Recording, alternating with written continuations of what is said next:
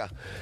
Ahora sí, ¿cómo estás? Bienvenido, Nicolás Massot, diputado nacional de Encuentro Federal y además bueno, un referente de ese espacio que estuvo ayer en la sesión.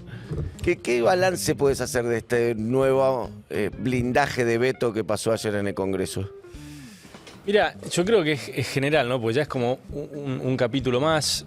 Había pasado ya con lo de jubilados y todo parece indicar que el gobierno que tendría, me imagino yo, que intentar resolver el fondo de los problemas, se siente cómodo con el conflicto, ¿no? Entonces a mí lo que más me preocupa es eso, porque claro, a mí me encantaría que lo de ayer o lo de jubilados pudiésemos decir que fueron excepciones, que no se va a repetir, que fueron situaciones extremas en donde nosotros le queremos decir al gobierno algo muy claro, y es, a ver, plata hay, la política económica no es decir si vas a tener déficit o equilibrio. En eso estamos de acuerdo. La política económica es quién va a ganar y quién va a perder en la ecuación. Claro. Y lo que nosotros le estamos diciendo es, acompañamos una política de ordenamiento macroeconómico, pero no es dejando todos los regímenes de exenciones de impuestos empresariales vigentes sin tocar ninguno, levantando bienes personales y ajustando jubilados, volviendo con el impuesto a las ganancias, desfinanciando universidades.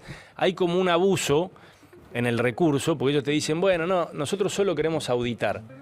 Bueno, parece un exceso, ¿no? Que si solo querés auditar, tengas que estar discutiendo al final los sueños aspiracionales de familias enteras, porque al final la universidad es eso. Es decir, hay un momento en donde el límite está puesto no por los temas fiscales, sino porque empieza a dar la idea de que lo que se quiere es resetear una cantidad de cosas, muchas que hay que cambiar y que la Argentina obviamente tiene que resetear, porque si no, no estaríamos donde estamos, pero muchas otras que hay una coincidencia de gente muy diferente, que viene de lugares muy diferentes, que se ve en la votación de ayer. Decir, bueno, mira, todos se inocularon del Cuca 12, es una reverenda pelotudez, ¿no? Al final, claro, todos saben, digamos, las discusiones que han ocurrido hace pocos años, los puntos de contacto que podemos tener y las enormes diferencias. Pero llega un momento donde vos decís, no, hermano, pará, estas cosas no.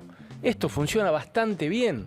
Es decir, dentro de lo poco que uno puede decir que las clases medias bajas o medias argentinas pueden tener a disposición como para decir, mirá, es eso que fundó nuestro país, ¿no? Esa idea de que nuestros viejos, nuestros abuelos te decían, si te rompes el lomo, si laburás y si estudiás, vas a poder vivir un poco mejor que yo. Eso se rompió en la Argentina. Por supuesto que no es culpa de Milei, pero estas cosas lo agravan. Ayer, no por hacerlo personal, digamos, en términos de los discursos que hubo, pero por ejemplo, hablando de esto que decís, de tratar de juntar, como pasó la semana pasada en la movilización, digamos, Horacio Larreta, Cristina y Carrió, de repente ilustró. Ayer hubo un discurso que fue de los más llamativos, del referente de temas de educación del PRO, además de Alejandro Finocchiaro, cuando dice esta idea de me corto la mano antes de votar con el kirchnerismo, que es un poco la chicana que le hacen a ustedes, vos que venís del PRO, digamos, que formaste parte de tu experiencia anterior de ese bloque, a la coalición cívica y demás. Digamos, ¿qué ves de parte del PRO, digamos, en esa alianza con la Libertad Avanza, como ese bloque fundamental para que le salgan estas cosas al mismo tiempo, cuando plantean ese tipo de argumentos? Lo que pasa es que, digamos, son argumentos facilistas, ¿no? Pero yo no quiero caer en la misma, pero ¿ustedes se acuerdan cuando Milei marchó con Moyano hace pocos años? Sí, en pleno gobierno de Macri. 2018 creo. Nosotros estábamos ya, él estaba facturando facturas truchas a Scioli o estaba en los grupos del Frente Renovador de Massa. Nosotros estábamos resistiendo los debates en el Congreso y él marchaba con los Moyano, con bandera del Che Guevara, diciendo que el ajuste de Macri era salvaje. Digamos, es la misma persona, ¿no? Entonces, digamos, las acusaciones hay que ponerlas con cierta autoridad moral. Vamos a lo mismo, este mismo tema. Hace unos meses nosotros votamos un artículo que el kirchnerismo y el oficialismo, la Libertad Avanza y un sector del PRO rechazaron, que era precisamente la obligatoriedad de las auditorías en las universidades. O sea, quisimos votar lo que el gobierno supuestamente decía, que era lo que estaba detrás de este recorte presupuestario a las universidades, y ellos votando con el kirchnerismo dijeron que no. Otro ejemplo, el año pasado, Milei diputado votó con el kirchnerismo dos cosas muy relevantes. Primero, el fraude electoral más grande de Milei para con todo su electorado, que fue la eliminación del impuesto a las ganancias. Diciendo después otro que se iba a cortar un brazo. Bueno, esa marcha de Moyano que mencionaste era por ganancias. Además, pero esto fue en octubre del año pasado, hace un año. Hace un año exactamente, Milei nos levantaba el dedito en el Congreso, votando con Massa y con Cristina y todo el kirchnerismo. Una cosa absolutamente irresponsable en términos fiscales, que ya se sabía que era insostenible, Y él nos decía, también como Finocchiaro, que se iba a cortar un brazo si subía impuestos. Bueno, subió el impuesto país, subió el impuesto a las ganancias, subió el monotributo, subió el impuesto a los combustibles, digo, una cantidad de impuestos fenomenal. Entonces, digo, me parece que son recursos de chicanas, digamos, corto plazo que corren el velo de nosotros la discusión que queremos dar, y la vamos a dar ahora en el presupuesto, porque vamos a hacer lo que el gobierno se negó a hacer, que es una locura que la oposición esté haciendo política fiscal desde el Congreso, porque el gobierno no tiene la creatividad suficiente como para entender de dónde puede sacar el financiamiento para que los jubilados no sean los que más perdieron en toda la sociedad y que las universidades puedan sostener, insisto, esos sueños aspiracionales que muchas familias, muchos padres sienten que son realmente la única deriva que su familia puede tener a futuro. Es decir, el único cambio estructural en la línea histórica de una familia, generación tras generación, siempre ha sido la universidad pública. Obvio que hay que mejorarla. Pareciera que la argumentación y todo el tema, porque vos mencionabas, bueno, qué sé yo, el gobierno dice lo de las auditorías, por lo tanto no le aumenta el sueldo al personal, que no tiene nada que ver, o sea, una cosa es auditar y otra cosa es... En el medio uno dice, bueno, pero antes decía, hace un año votaba para quitar el impuesto a las ganancias y ahora no lo baja y lo restaura. Entonces, ¿cuánto vale el discurso de la política? Sobre todo, además, teniendo en cuenta que de golpe aparecen, yo les llamo diputados bandera blanca, que están ahí, que un día te votan una cosa, un día te votan la otra, te cambian, te suben. Ayer una de Unión por la Patria fue en algún punto la responsable, la otra vez los radicales. Ávila. Los radicales. Entonces, ¿cuánto peso tiene la discusión política en sí, argumental? Bueno, como en todo hay, digamos, y es la sociedad la que tiene que auditar y que juzgar todo eso. Bueno, no todo es lo mismo, obviamente, pero por supuesto que el archivo es muy importante. O sea, uno cuando una vez y otra vez va a pedir el voto, va a pedir un voto de confianza para representar determinadas posiciones, y tiene que estar en capacidad de resistir este test bastante fácil hoy con todo lo que está registrado, los videos, las redes sociales. Es bastante fácil saber qué coherencia histórica uno puede haber tenido, ¿no? Después, obviamente, es muy fácil lo chabacano, ¿no? Esa manera reduccionista de decir, bueno, no, te recorto, te edito esto, porque vos una vez dijiste esta cosa, otra vez dijiste esta otra. Hay que tratar de meterse en el fondo de los temas, ¿no? Pero por supuesto que estamos en una crisis profundísima de credibilidad.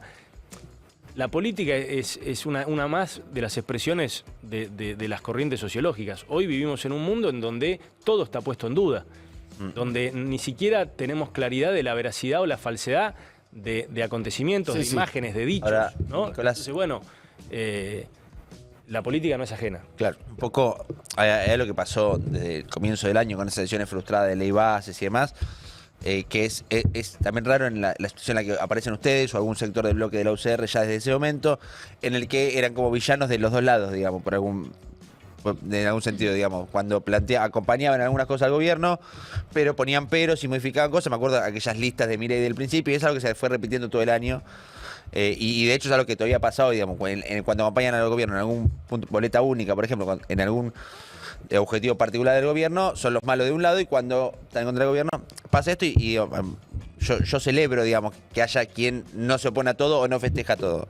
Por un lado eso. Después, en el medio de eso, lo que aparece en sesiones como ayer es donde uno entra en la duda de cuánto hay de esa situación de genuina, digamos, de che, yo estoy a favor de esto, pero en contra de esto, y trato de hacer ese planteo, y cuánto hay de estrategia.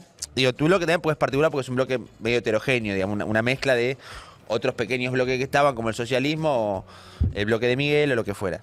Y ahí es donde uno ve, vos tenés relación con los gobernadores, no para adjudicarte. El bloque de Miguel parece una banda de cumbia, ¿viste? El bloque de Miguel. Miguel en bloque es mejor todavía. Miguel en bloque está muy bien. Ahora, vos tenés relación, no para adjudicarte lo que hacen o dejan de hacer los gobernadores, pero vos tenés relación con muchos gobernadores, con algunos sabemos muy buena, con Torre, con Frigerio. Muchos diputados que responden directamente a los gobernadores están en su bloque, en Encuentro Federal, y de repente ayer vimos mucho la estrategia, sí, muy claramente, quizás no dentro de su bloque, pero lo que decía Fede, los diputados de Santa Cruz votaron 1 y 1, los que responden a Vidal, ¿no? Acevedo y Garrido. Y aparecen diputados que responden a tal gobernador que... Y parecen los fallos de tribunales donde dice que un juez quede para un lado y el otro para el otro, se quedamos bien con todo. Y el otro, uno se ausenta y el otro vota en contra. Como que todo, digamos, calculado en esa matemática que vos conocés perfectamente, que es la rosca del poroteo, ¿no? Y después, hablando con algunos referentes de esos gobernadores o gente cercana, o lo que fuera, incluso con algunos gobernadores directamente, está esta idea de, bueno, sí, acompañamos, pero es la última, digamos, pero hasta acá. Pero como que, y viene pasando eso hace meses en la relación con el gobierno, ¿no? El gobierno no nos cumple en esto, los acompañamos, pero hasta ahora salió todo lo que propuso. Pero claro, mientras tanto le siguen saliendo algunas cosas, por lo menos claves al gobierno, más allá de lo apretado de los números. Todo. ¿Qué no le salió? Pero a ver, por supuesto que yo no me puedo hacer cargo de posicionamientos de terceros, ¿no? Pero una cosa para mí que es muy importante. Nosotros estamos muy acostumbrados a tener que definirnos respecto de la posición permanente de con una persona o con un gobierno, ¿no? Es como, ¿vos estás con el gobierno o estás en contra del gobierno? Yo esa pregunta no la puedo responder, porque obviamente que con el gobierno no estoy, yo no llegué con ese partido, no soy parte del gobierno, pero también es muy fuerte definirte como estás en contra de un gobierno. Tampoco lo estoy. ¿Qué es lo que te define? Te definen los temas. Entonces, la boleta única no es una propuesta de Milei. Hace 17 años que viene discutiéndose en la Argentina. Entonces, bueno, ¿por qué yo voy a haber estado antes a favor y ahora voy a estar en contra? Porque justo coincide con el gobierno de Milei. Eso me parece hasta poco honesto intelectualmente. Nosotros toda la vida defendimos que la gestión pública monetaria se tiene que hacer con orden macroeconómico, con disciplina fiscal y monetaria, que la gente para querer la moneda local tiene que saber que tiene un respaldo futuro, que puede atesorar con esa moneda. Lo dijimos toda la vida. Entonces a mí no me gusta la política económica interna del orden macroeconómico de Milei. Por eso discuto eso y no el fondo.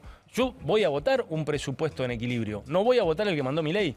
Estamos trabajando en uno propio, en donde los jubilados van a tener el aumento que quisimos que tengan, retroactivo a enero, en donde las universidades van a tener su financiamiento y en donde muchas partidas que se le recortaron a los habitantes de las provincias van a poder tener el financiamiento y que vamos a hacer lo que el gobierno no hizo. Vamos a marcarle al gobierno de dónde va a salir el financiamiento. ¿Y cuál es la expectativa con ese presupuesto propio que arman ustedes? En el sentido, yo me imagino que se apruebe, poder saldar, que se apruebe y que de golpe el Congreso le plantee una política al gobierno presupuestaria. Y hemos llegado a ese nivel.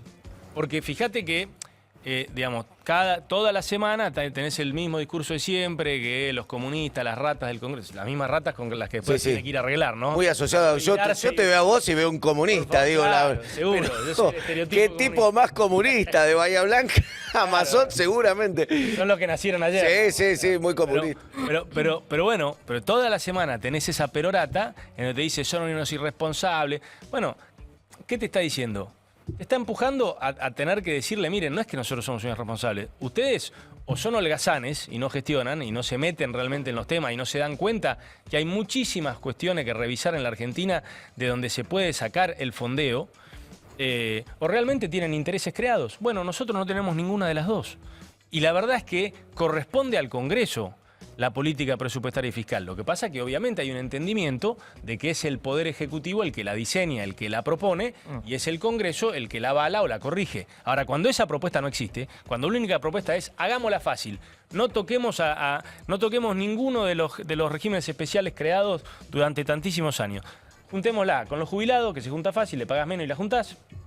Juntémosla con las universidades, digamos que todos los docentes, todos los estudiantes son todos comunistas, todos marxistas que se llevan la caja de las universidades, ¿no? Porque fíjate que es una comunidad de millones de personas, es todo tan reduccionista, tan simplista, que te lleva a este lugar en donde vos tenés que decir, bueno, tratemos de hacerlo con la responsabilidad de que el gobierno tenga un presupuesto y de que esté en equilibrio, pero bueno, no va a quedar otra que decirle al gobierno, mire, señores, se lo dijimos en la ley bases, en un artículo que nosotros le agregamos, indicándole que ellos tenían que ir a buscar el financiamiento de jubilados y universidades al gasto tributario, que si quieren nos metemos ahora en lo que es ese tema. Bueno, el gobierno no lo hizo, lo desestimó, lo votó en contra en el Senado, entonces nosotros lo que vamos a hacer ahora en el presupuesto, de cara a la sociedad, es decirle, jamás se nos ocurrió plantear cuestiones sin financiamiento, no tenemos ninguna animosidad con el gobierno, hay que abandonar ese fetiche que tienen algunos de que el gobierno se tiene que ir antes, todo eso es una pavada, porque la institucionalidad también la creamos y el largo plazo lo creamos cuando somos oposición, no solo cuando somos gobierno. Ahora, lo que sí hay que hacer es decirle al gobierno, no es el único camino el tuyo. Hay un camino en donde, viste que esta mañana el presidente se ufanaba, o ayer, del índice de Gini, el índice de Gini, ¿vieron? Sí. Que decía, bueno, el índice de Gini es ni más ni menos de los que Me más gusta, tienen. Tu imitación de Milei pues, es linda, va a quedar. El índice de Gini. ¿Viste? Siempre hace lo mismo. O sea, digamos, a ver. O sea, digamos, el índice de Gini, comunista, marxista, bueno. Es siempre lo mismo toda la semana. Pero ¿sabes lo que es el índice de Gini? El índice de Gini es que los que más tienen más que antes, y los que menos tienen menos que antes. Claro. ¿Y sabes por qué pasa eso? Y porque aumentás tarifas para bajar subsidios, reducís jubilaciones, mientras esa guita se la das a la CIDE, o comprás aviones de guerra, o mantenés régimen. Y bueno, y eso es lo que hace que el índice de Gini empeore. Y la gente lo ve todos los días. Igual aumentar tarifas en el gobierno de Cambiemos también, se aumentó tarifa para bajar subsidios. Claro, pero el tema es que si Digo, vos haces todo, es que está. Mencionabas ese ejemplo, justo. Y también lo hizo Massa el año pasado. Massa se le sacó el 30% de los beneficiarios. La pelea con Juan era por eso, Digo, en su momento. y está bien, porque hay un montón, justamente, de la punta del índice de Gini de arriba, que estaban pagando 7 lucas de luz cuando consumían 1.000 por mes. Sí. Entonces, obviamente que es una política que hay que llevar con discrecionalidad. Pero a ver, el equilibrio, el índice de Gini, lo que él se burla, es el equilibrio. La equidad lo que marca es, bueno, si yo te saco por tarifa, bueno, por ahí la de los medicamentos espero el año que viene, ¿entendés? No toda junta. ¿Cómo estás viendo, que obviamente no te quiero poner un brete con tus colegas, pero cómo estás viendo al PRO en el sentido que parecía que se lo está aspirando La Libertad Avanza como un espacio que evidentemente es más seductor para el votante del PRO por ahí, o el más antiperonista o el más liberal? Se pareciera que se lo está aspirando, le está dejando como vacío de contenido. ¿Cómo ves al PRO, que es tu ex agrupación? Mira, yo creo que en la medida en que no recupere... A ver, el PRO se llama PRO por propuesta republicana. Y yo debo reconocer que con aciertos y errores en el sendero económico, la verdad que siempre fue un espacio en el que nos paramos con una vara muy alta en términos republicanos. Ahora, me parece que eso se está diluyendo, es lo que primero se está diluyendo. Cuando vos terminás militando determinados nombramientos en la justicia, cuando terminás militando los fondos reservados de la CIDE, cuando terminás militando un presidente que agravia periodistas, empresarios, dirigentes sindicales, políticos, a troche y moche sin ningún justificativo, y vos estás en primera fila aplaudiendo, bueno, estás perdiendo tu esencia máxima. Ahora, lo que te tengo que decir es, el primer desprendimiento del PRO que hubo fue cuando nosotros nos dimos cuenta, antes del balotaje, que había como una ansiedad por formar parte de un gobierno del cual no sabíamos demasiado, ¿no?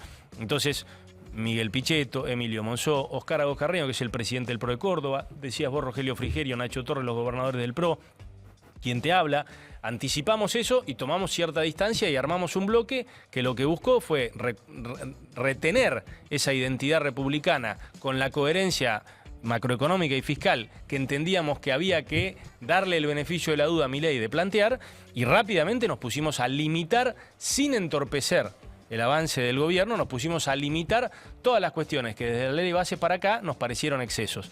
Y en las últimas semanas empezás a ver otros diputados que no se habían ido del bloque del PRO, pero que empiezan a tomar una posición distinta. Álvaro González, Héctor Baldassi, entre ellos, ya en reiteradas oportunidades están votando diferente al bloque. Entonces yo lo que creo es que eso va a seguir pasando en la medida en que el PRO no rectifique. En esto del resultadismo al cual adhieron el fútbol, bilardista como soy, la cuenta sigue siendo siempre a favor de la propuesta del gobierno. Es decir, toda esta cuenta que usted hace de hay algunos que se descuelgan por acá, otros por allá, a los efectos del resultado, las votaciones las ganó siempre el gobierno. Bueno, pero por más que usted me diga, no, uno fue para acá, el otro se animó. Pero mira hay la discurso. película. Digamos, la película es que le pidieron al gobierno que rosquee, el gobierno rosqueó y ganó las votaciones de fondo. Es que no las ganó. Sí, las ganó. No, el gobierno empezó. ¿Cómo que no? El gobierno empezó.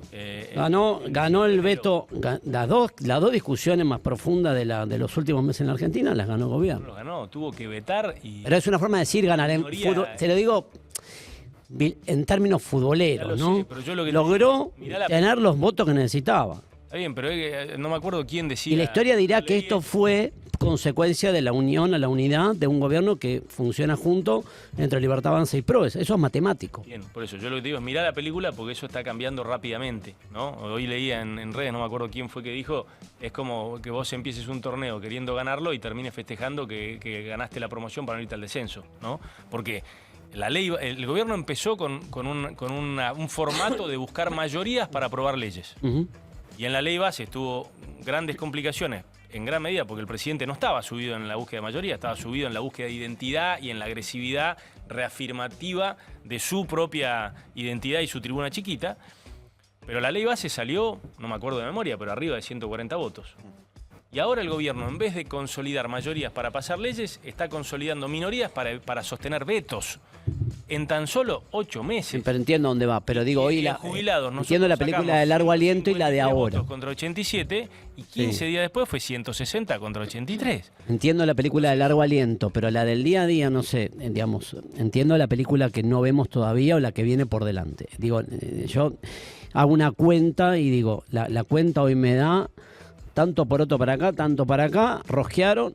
El gobierno ganó. Esa la de hoy, la de corto plazo, la del título de hoy. Hoy estamos diciendo que se votó ayer, el otro día dijimos que se votó en jubilados, por más que, como creo que dijo Manu, hay alguno que un día dice una cosa, otro, parece que se van a jugar para un lado y de repente sale. Y esto significa un triunfo del gobierno en la inmediata. Después, la otra película que usted dice, de acá al futuro, no la sé. No podemos hacer futurología. No. Uno imagina que, no sé, las cosas cambiarán, no cambiarán, o no. O tal vez se afirmen a favor del gobierno, no lo sabemos. Sí, también yo creo que hay una diferencia que hay que recoger entre legalidad y legitimidad, ¿no? Porque efectivamente el gobierno en la legalidad le está ganando, ¿no? O la está resistiendo. No, pues se le pidió que vaya al Congreso. Fue al Congreso y ganó las 2 votaciones. Por eso, la legalidad la está resistiendo. Ahora, la legitimidad de lo que está haciendo es cada vez menor. Y eso se ve, es decir, es mucho más difuso para medir. La legalidad es fácil, es con lo que vos estás diciendo. Che, resistieron el veto, está bien, menos voto que hace 2 semanas, pero lo resistieron. Yo lo que te digo es, la legitimidad de las acciones de un gobierno no está siempre alineada con la legalidad.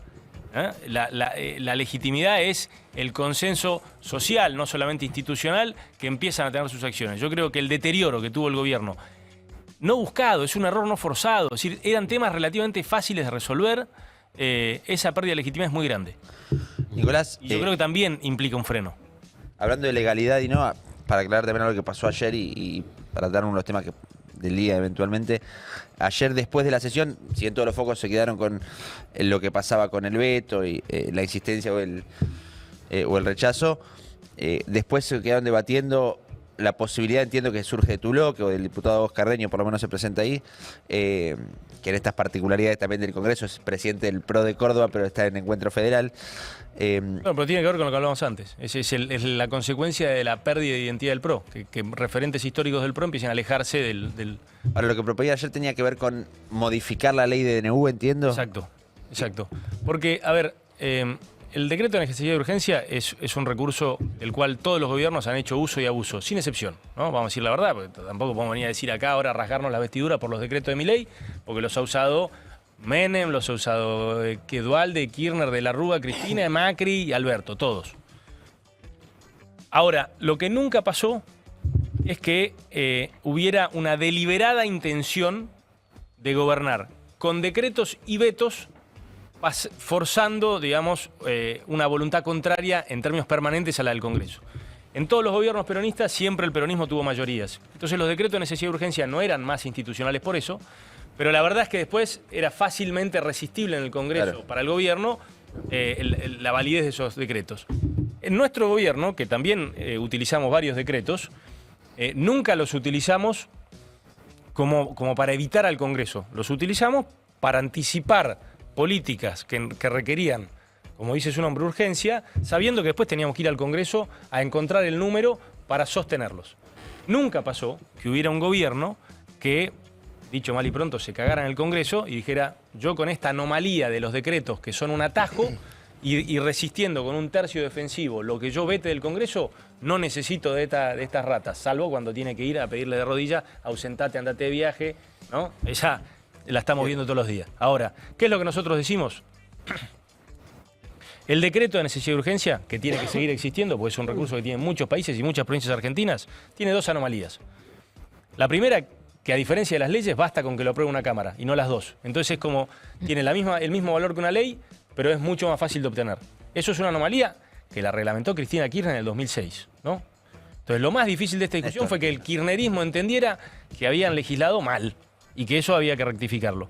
Y la segunda anomalía es que pueden no ser tratados nunca y tener validez. Entonces, los únicos dos cambios que nosotros estamos proponiendo es que tengan que tratarse obligatoriamente en el periodo de 3 o 4 meses después de ser emitidos y que Mismo formato, comisión bicameral. Misma comisión bicameral, misma materia vedada, lo que puede o no puede hacer un DNU, todo igual, con dos diferencias. Que no puedan no tratarse nunca, que tengan que obligatoriamente ser tratados en 90 días o perder su vigencia, y que para sostenerse requieran, como todas las leyes, la aprobación de las dos cámaras y no de una sola. Simple. Para ejemplo concreto, el DNU 70 de diciembre del año pasado, el de Sturzenegger, digamos, que fue rechazado por el Senado, con este formato que proponen ustedes, Con ya este estaría formato, caído. y sí, pero porque cualquier ley necesita la Con la aprobación de las dos Corte, cámaras. y la Corte no brilla por su ausencia. ¿No? Le mandamos un beso acá a los cortesanos. Gracias por todo lo que están aportando para el sistema Viste que los tiempos jurídico argentino. Los tiempos del poder, viste, los tiempos de los tres poderes son siempre distintos. El sí, a ver, ejecutivo, cuando tienen que apurarse se el apuran. ejecutivo es el Cuando- más ejecutivo, el legislativo tarda Sí, un poco sí. más, en la Argentina el poder judicial es el que más tarda. Sí, sí, cuando tienen que apurarse igual le meten pata. Gracias por haber venido. A ustedes por la Nicolás, invitación. Por favor, muchas gracias. Gracias. Bueno.